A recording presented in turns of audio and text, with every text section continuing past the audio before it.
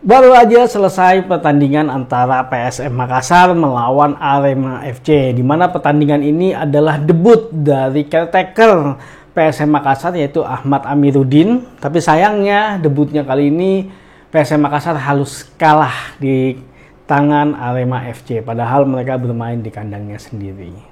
Seperti apa permainannya? Yuk kita bahas bersama gue Alpin, seseorang yang punya komitmen untuk sepak bola Indonesia.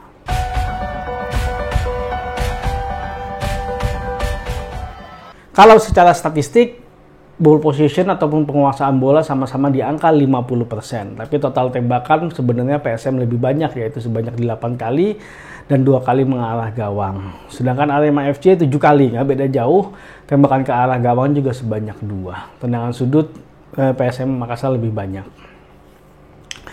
Nah, kalau tadi gue ngelihat permainannya, memang kelihatan bahwa PSM Makassar dan juga Arema FC sama-sama kuat. Nggak beda jauh memang permainan mereka. Mereka saling beradu strategi dan lapangan tengah di antara dua pemain ini sering sekali berbenturan. Karena memang mereka kuat di tengah. Gue melihat bahwa PSM Makassar mempunyai gaya yang sama dengan sebelumnya ketika masih dilatih oleh Bernardo Tavares.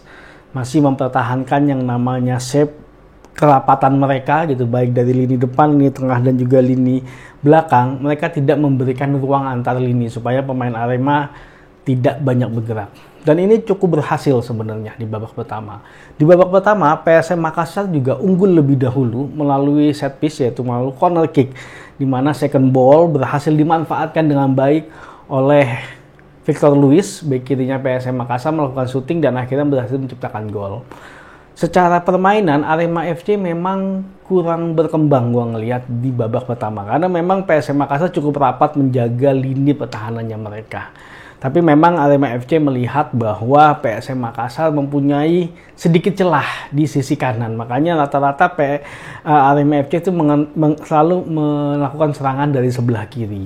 Beberapa kali pemain mereka bisa lolos yang gue lihat, tapi memang ketika nyampe ke final third itu masih bisa dihalau oleh PSM Makassar. Babak pertama skor 1-0. Nah, di babak kedua ada perubahan baik dari PSM Makassar maupun juga Arema FC. PSM Makassar menggantikan Syahrul Lassinari dengan Ricky Pratama. Sedangkan Arema FC memasukkan Valideci dengan menggantikan Puleilo. Nah, sebenarnya kalau gue yang coba melihat bahwa kenapa PSM Makassar mencoba menggantikan Syahrul Lassinari dengan Ricky Pratama, karena memang secara serangan di babak kedua, serangan dari sisi kanan PSM Makassar itu kurang hidup. Memang selalu dari sisi kiri dari Victor Luis. Nah, sepertinya memang Ricky Pratama diharapkan bisa menghidupkan serangan di bagian kanan. Sebenarnya cukup hidup sebenarnya serangan di bagian kanan dari PSM Makassar, tapi sayangnya itu makin membuka celah lagi, makin membuka celah dari lini pertahanannya PSM Makassar. Dan disitulah seorang pelatih, aku lupa siapa pelatihnya Arema, yang sangat hebat memanfaatkan dan membuka peluang serangan-serangan dari kiri diperkuat, terutama dengan masuknya Valideci pun juga membuat ada 2 gelandang serang kreatif di sisi Arema.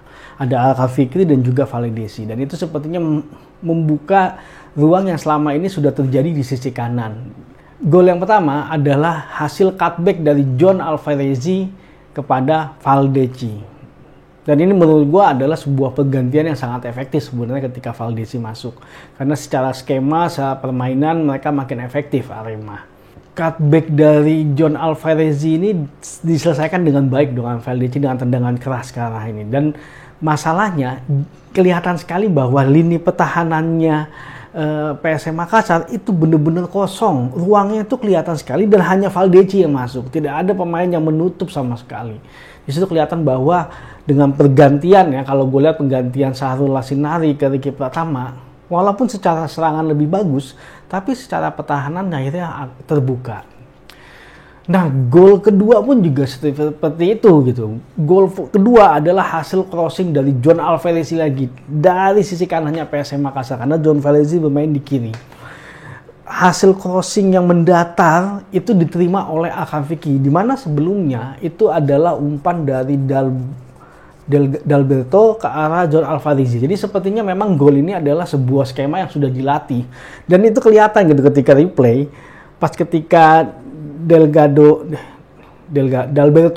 ketika Dalberto itu menerima bola, itu Alkan Fikri udah lari ke arah gawang.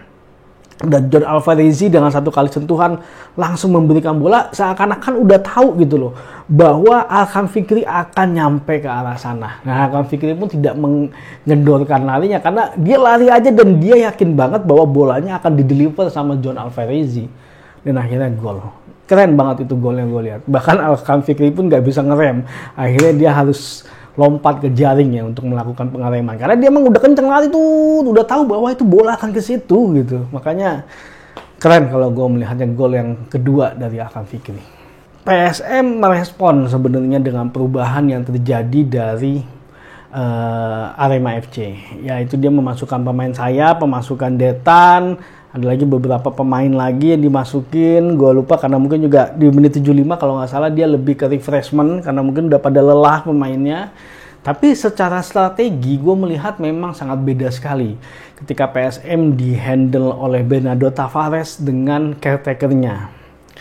Ya, kemampuan Bernardo Tavares dalam melihat situasi, dalam melakukan strategik respon terhadap permainan lawan itu memang sangat baik sekali. Gue melihatnya sangat baik sekali karena dia mengenal pemainnya jelas. Dia paham betul pemain ini kuat di mana, pemain ini lemah di mana, dia paham betul dan dia mampu meracik itu sebenarnya untuk melakukan kontra strategi dan respon dia pun cukup cepat. Nah, gue nggak tahu ya tadi benar apa salah atau enggak, tapi yang gue lihat adalah seharusnya pergantian pemain itu dilakukan setelah 1 sama. Jadi jangan sampai setelah 1-2 baru dilakukan pergantian pemain gitu. Karena secara serangan udah berubah permainannya Arema dan itu sangat membahayakan PSM dan sepertinya memang beda ya yang dilihat antara Bernardo Tavares dengan caretaker-nya. Dan itulah mungkin salah satu kekurangannya ketika sebuah tim masih dihandle oleh caretaker karena harus pelatih lah yang mempunyai hal itu. Walaupun caretaker-nya mungkin bisa juga mempunyai kemampuan itu, tapi mungkin agak beda aja feel-nya sih. Ya, PSM Makassar tampaknya harus menerima kekalahan ini karena memang secara permainan pun sebenarnya nggak jelek-jelek banget. Walaupun dia bermain di kandang, dan ini tadi menarik, stadionnya juga keren gue lihat. Hujan deras, nggak ada genangan air. Keren loh stadion dari Profesor B.J. Habibie di Parepare. Sepertinya setelah kemarin renovasi drainasenya udah bagus ya, dan itu keren banget gue ngeliatnya. Nggak ada genangan air, bola masih lancar, keren stadionnya. Ya mudah-mudahan PSM Makassar segera punya stadion ya di Makassar.